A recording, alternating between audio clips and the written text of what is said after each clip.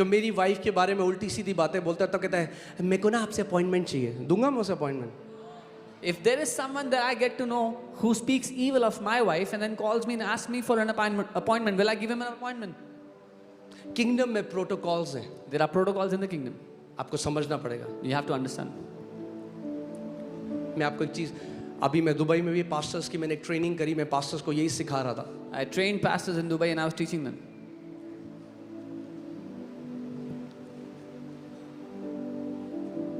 प्रभु ने मुझे एक बार, मैं एक दिन में अपने बिस्तर पे बैठा था और मैं अपने चारों ओर ब्लड को देखने लगा. One day I was sitting on my bed and I began to see blood everywhere अब खुली आंखों से, with open eyes. और तभी परमेश्वर का वचन मेरे पास आया And the word of the Lord came to me. और खुदावंद मुझे कुछ सिखाने लगा. और मैं आज आपको एक बात बताता हूँ. मैं आपसे पहले सवाल पूछता हूँ, ओल्ड टेस्टमेंट में अगर एक व्यक्ति था जो परफेक्ट था परमेश्वर का भवन बनाने के लिए, वो कौन था? Come on talk to me. हाँ, David, right? If there was one man who was perfect to build God's house in the Old Testament, that was David. वो डेविड था. That was David. वो जील रखता था, He had zeal for God's house. वो चाहता था भवन बनाना. He wanted to build God's house. मगर आप जानते हैं क्या वचन आया? But you know what the David word is a was? man after God's own heart. Dawood एक ऐसा मनुष्य था तो परमेश्वर के पीछे रहता था. David is a worshipper. वो एक आराधक था. And you know what the Lord told him? और आप जानते हैं प्रभु ने उससे क्या कहा था? Let me show you. Are you ready? तैयार हो? Hallelujah. Can you put 1 Chronicles 22:7-8? पहला इतिहास 22 उसका 7 से 8. ये परमेश्वर ने दाऊद को कहा. This is what the Lord said to David. Okay? ध्यान से सुनो. Hear carefully. दाऊद ने अपने पुत्र सुलेमान से कहा, मेरी मनसा तो थी कि अपने परमेश्वर यहोवा के नाम का एक भवन बनाऊं. And David said to Solomon, my son, as for me, it was in my mind to build a house to the name of the Lord my God. परंतु यहोवा का यह वचन मेरे पास पहुंचा कि तूने लहू बहुत बहाया और बड़े बड़े युद्ध किए हैं, सो तू मेरे नाम का भवन ना बनाने पाएगा, क्योंकि तूने भूमि पर मेरी दृष्टि में बहुत लहू बहाया है. But the word of the Lord came to me saying, you have shed much blood and have made great wars. You shall not build a house for my name, because you have shed much blood on the earth in my sight.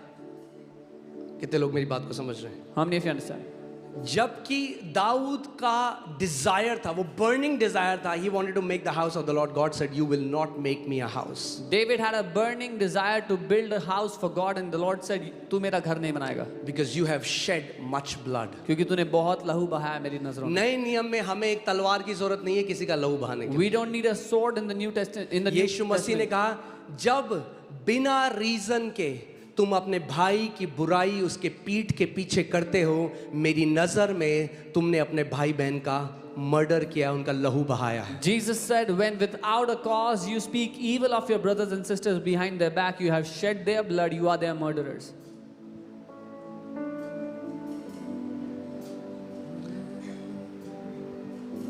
Jin pastor ने हमें invite किया था वो एक counsellor हैं जो वहाँ के मेन रूलर्स हैं शारजाह और दुबई के, और वो हमें बता रहे थे राजा को पूरा पता है कितनी चर्चेस हैं, 1200 चर्चेस हैं दुबई और शारजाह के बीच में, कौन चर्च कितने बजे मिलती है, कितने लोग आते हैं, पास्टर का नाम क्या है, सारी इंफॉर्मेशन है.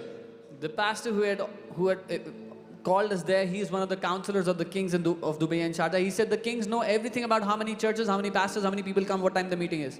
जब एक अर्थली राजा को पता है, अरे हमारा राजा तो खुदा है, उसको सब पता है. When an earthly king knows the details, our God is the God of heaven and earth. He knows everything. अगर फेवर में जीना चाहते हो, अपने मुंह को गलत कहने से रोको किसी के लिए. If you want to live in favor, stop your mouth from speaking evil of anyone.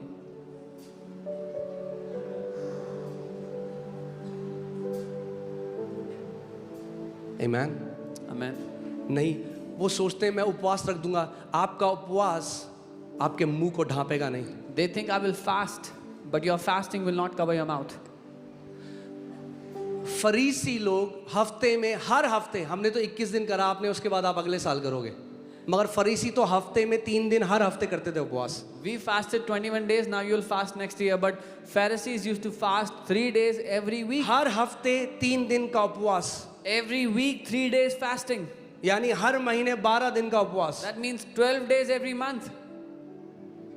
अब सोचो, और यीशु मसीह ने जब उनको देखा तो बोला, शैतान के बच्चों. And when Jesus saw them, he said, children of devil. काफी सीरियस हो गया माहौल. मैं आपको वो सिखा रहा हूं जो आपके जीवन में सच में बदलाव लाएगा. I am teaching you that which will truly change your life. एक प्रोटोकॉल है राजा का फेवर पाने का. There is a protocol to get favor अगर from the king. सीख गए उसका फेवर पाना, इतनी ब्लेस लाइफ जियोगे इस पृथ्वी पे, इतनी ब्लेस लाइफ जियोगे, आपकी जनरेशंस आपको ब्लेस कहेंगी. If you will learn to receive favor, you will live a blessed life and your generations will be blessed. Amen. आप कितने लोगों ने एस्तर पढ़ा है? एस्तर की पुस्तक. How many of you have read the book Esther of Esther? में राजा अहसुरस जो था, उसने वस्ती उसकी वाइफ थी, उसको बुलाया. King Xerxes called his wife Vasti. उसने कहा मेरे को नहीं आना. She said, I will not come. जानते क्या हुआ? You know what She happened? was cut off from favor. वो तरफदारी से काट दी गई, अलग कर दी. This is not a democracy. I don't like it. ये लोकतंत्र नहीं है, मुझे पसंद नहीं है. जो ऑर्डिनेंसेस परमेश्वर ने अपने वचन में लिखी हैं, जो- he is not asking your opinion about it. The ordinances that the Lord has mentioned in His Word, वो आपकी राय नहीं मांग रहा उनके बारे में. This is his ordinance. ये उसकी ऑर्डिनेंस है. I don't like it, pastor. मुझे पसंद नहीं है पास्टर. Okay. ठीक है. You can, until you honor the decree of a king, you cannot walk in his favor. जब तक आप एक राजा की घोषणा का आदर नहीं करोगे, उसकी तरफदारी में नहीं चलोगे.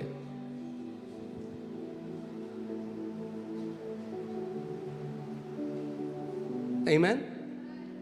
Do you know the 12 apostles? They were not volunteers. जो Jesus 12 ne, okay, Jesus didn't say, okay, I'm about to do something great. I will heal the sick, cast out demons. Who among you are interested? They say, me. Jesus said, okay, you look good. ये ज़्यादा चिल्ला रहा है. You come. He didn't say that. 12 जो प्रेरित थे वो volunteer नहीं कर रहे थे. यीशु ने नहीं कहा कि मैं चमत्कार करने वाला हूँ, बीमारों को चंगा करने वाला हूँ, कौन कौन आना चाहता है, तो उस लोग चिल्लाने लगे तब चुना. ऐसा नहीं है. When an invitation comes to you, जब you न्योता either आए- accept it or you reject it. There is no third thing. जब न्योता आता है तो या तो ग्रहण करते हो या ठुकराते हो, तीसरा रास्ता नहीं कोई.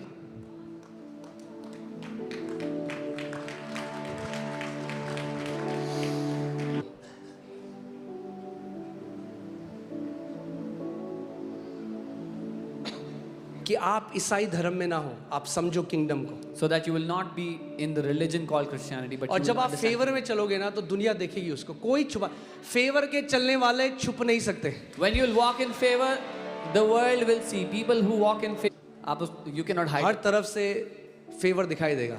Favor will be seen, visible on मैं all डिक्लेयर sides. करता हूँ, इतना फेवर खुदावंद उड़ेले आपके जीवन में कि आप कहो मेरा प्याला उसके फेवर से उमड़ रहा है. I decree that the Lord God would pour out such favor on your life that your decrees would be, my cup is overflowing with His favor. Amen. Hallelujah. Now, I want to tell you something. मैं कुछ बताना चाहता In His kingdom, हूँ. उसके राज्य में, आपको आज एक तरीका बता रहा हूँ. I'm telling you a way. This is how I have found favor. ऐसे मैंने तरफदारी पाई है. Okay? All throughout the day, I keep telling him, you are my king and you are the most benevolent king. मैं दिन भर में उसको कहते रहता हूँ कि तू मेरा राजा है और तू सबसे ज़्यादा दयालु राजा है. Because you are my king and I am in your kingdom. क्योंकि तू मेरा राजा और मैं तेरे राज्य में हूँ. And you're the best king. और आप सबसे अच्छे राजा हो. You will take the best care of me. आप सबसे अच्छा ख्याल रखोगे मेरा. And he does. और वो करता है. Amen. Recognizing that Jesus is the king in this kingdom. ये पहचानना कि यीशु राजा है इस राज्य में. Amen. Amen. This word kingdom जो बेसिलिका वर्ड है, जो kingdom है, इसका मतलब है king's dominion. इस शब्द का अर्थ है राजा का जो राजस्थान राज्य का प्रभुता स्थल है। या प्रभुता है. Now think this.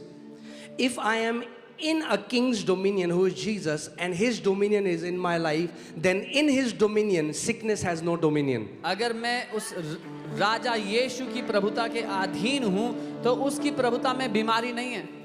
इस बात को आप समझो. इंडिया में जो अमेरिकन एम्बेसी है, आप जानते हो अमेरिकन एम्बेसी है, उसके अंदर इंडिया के लॉ काम नहीं करते. The American embassy inside India, the Indians' law do not apply there. वहाँ अमेरिका का डोमिनियन है, अमेरिका के लॉ हैं. The American laws and dominion works there. सो जब आप परमेश्वर के राज्य के अंदर आ जाते हो ना, जहां कोई मृत्यु नहीं, कोई बीमारी नहीं, तो बाहर कुछ भी चल रहा है, आपका जीवन अनटच रहेगा उससे, क्योंकि आप उसके राज्य के अंदर हो. When you come inside his kingdom, no matter what happens outside, there is no death, no harm inside his kingdom. You are untouchable inside it. Amen. उसके किंगडम में Inside his kingdom, बिना मांगे without asking, चीजें आपको follow करेंगी. things will follow you.